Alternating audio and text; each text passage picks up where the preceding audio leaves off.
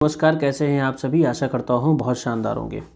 तो वर्ग 2 चयन परीक्षा की तैयारी में आप जुट गए होंगे। जैसा कि आप सभी को मालूम है कि 13 जनवरी को इसका ऑफिशियल नोटिफिकेशन आ जाएगा और साथ ही आपका 20 मार्च के बाद आपकी परीक्षाएं होंगी। तो इसका मतलब आपके पास 70 दिन, अगर आज से हम बात करें तो लगभग 70 दिन आपकी तैयारी के लिए है, जिसमें आपको सिलेक्शन लेना है। क्योंकि सिलेक्शन लेना बहुत ज़रूरी है। तैयारी का मतलब तभी है जब हम उसमें क्या हूँ, सेलेक्ट हूँ। तो आज की इस वीडियो में हम आपको कुछ चीज़ें शेयर करेंगे। उन चीज़ों को अगर आप फॉलो करते हो तो डेफिनेटली आपको इस परीक्षा की तैयारी में लाभ मिलेगा। तो सबसे पहले हम बात कर लेते हैं, भैया अभी तक सिलेबस नहीं आया है, लेकिन सिलेबस इसी के इर्द गिर्द रहने वाला है। प्रश्न कितने होंगे? 100 नंबर के प्रश्न होंगे। 100 प्रश्न होंगे और मार्क्स भी कितने होंगे? 100 होंगे।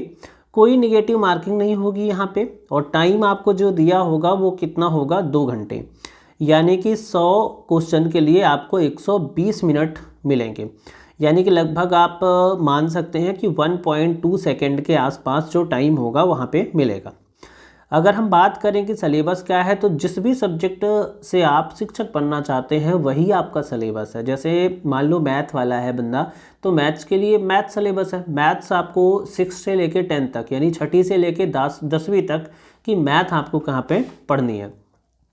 साथ में आपको सब्जेक्ट की पेडागोजी पढ़नी है। जैसे मैथ्स है, कोई भी टीचर है, मैथ्स अगर वो पढ़ाता है तो उसमें 2 चीज़ें हैं, मैथ्स कैसे पढ़ाना है और मैथ्स को कैसे सॉल्व करना है।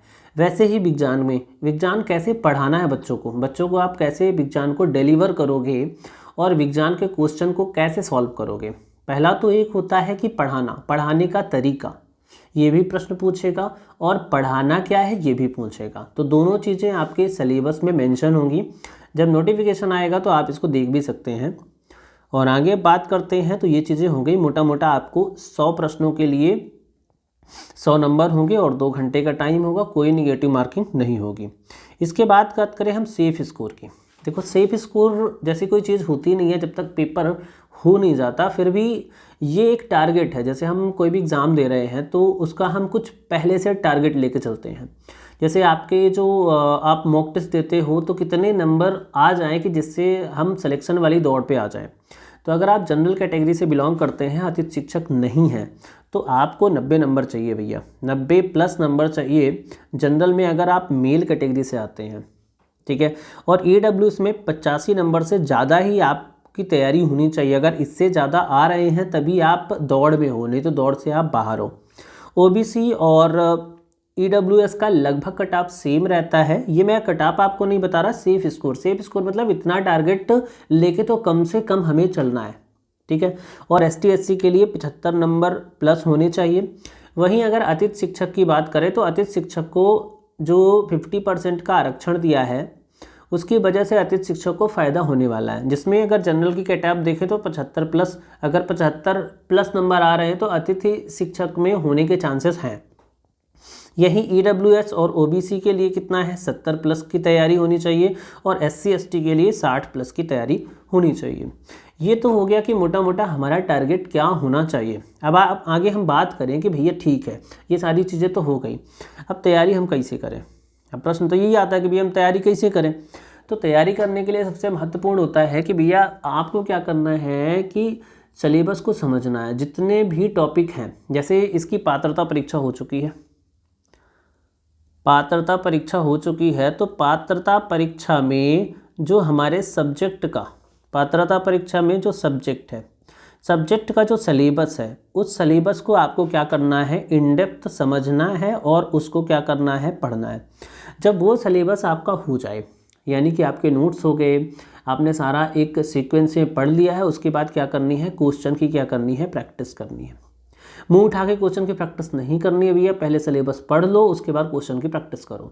जैसे ऐसे भी आप कर सकते हो, एक चैप्टर पढ़ा उसके क्वेश्चन कर लिए, फिर दूसरे चैप्टर पढ़ा उसके क्वेश्चन कर लिए, फिर तीसरा चैप्टर पढ़ा उसके क्वेश्चन कर लिए। पहली तो ये रणनीति होनी चाहिए। दूसरा, आपको ये सिलेबस कब कंप्लीट करना है? तो इस जनवरी में आपका सिलेबस कंप्लीट हो जाना चाहिए।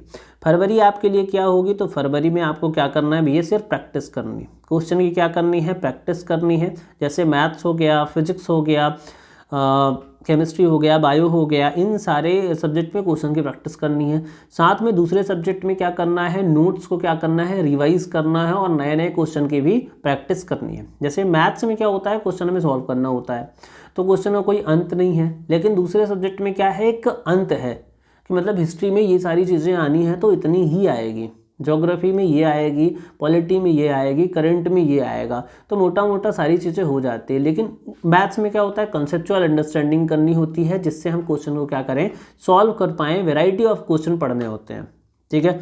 तो ये चीज़ें आपको क्या करनी है, फरवरी में प्रैक्टिस करनी है। फरवरी में ही क्या करना है, आपको मॉक टेस्ट देना है। क्या देना है, मॉक टेस्ट। मॉक टेस्ट बहुत इंपॉर्टेंट है। आपको परीक्षा के पहले कम से कम, परीक्षा देने से पहले कम से कम आपको, कम से कम मैं आपको बता रहा हूँ, कम से कम आपको 20 फुल लेंथ टेस्ट तो देने ही देने हैं। अगर आप इतना करते हो तभी जाके कुछ चीज़ें आपको समझ में आएगी।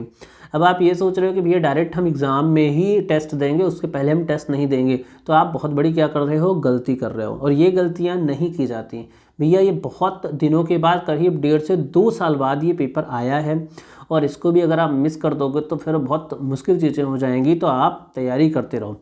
अब बात आती है कि भैया हम पढ़े कितना।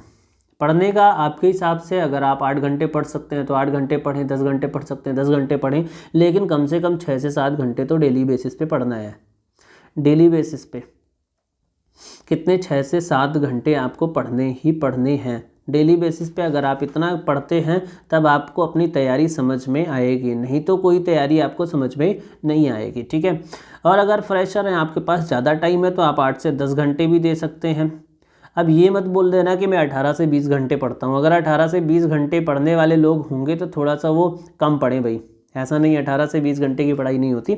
ज़्यादा से ज़्यादा आप दिन में कितना पढ़ सकते हो, 8 से 10 घंटे। अगर इतना पढ़ रहे हो तो इतना ही कंसंट्रेशन मेंटेन रह सकता है, इससे ज़्यादा कंसंट्रेशन मेंटेन नहीं रह सकता। तो 8 से 10 घंटे आप अगर आप पढ़ सकते हो तो बेहतर है। लेकिन 6 से 8 घंटे अगर आप पढ़ रहे हो तो क्या करना है आपको, 50% टाइम आपको क्या करना है, नोट्स को रिवाइज करना है। और 50% टाइम में आपको क्या करना है, आपको प्रैक्टिस करनी है। नोट्स को रिवाइज करें और प्रैक्टिस करें, और डेली बेसिस पे फॉलो करना है।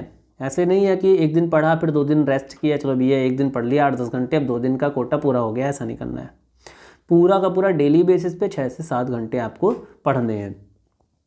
तो ये होगी भाई एग्ज़ाम की तैयारी के बारे में बातें, और मैंने आपको सारी चीज़ें बता दी भी। ये पढ़ते रहो और आगे बढ़ते रहो। सिलेक्शन लेना है, घबराना नहीं है, क्योंकि बहुत सारी चीज़ें दिमाग में आई कि भैया 50% तो भी आती थी ले गए और 50% महिलाएं ले गईं, तो हमारे लिए क्या बचा भी। अगर आप सिलेक्शन लेना चाहते हैं तो आप ये सोचो कि भैया टॉप 50 में आऊँगा ना, 50 सीट तो रहेगी। अगर कोई जनरल कैंडिडेट है तो ये सोचो कि भाई 50 सीट तो रहेगी जनरल के लिए, उसमें आऊँगा।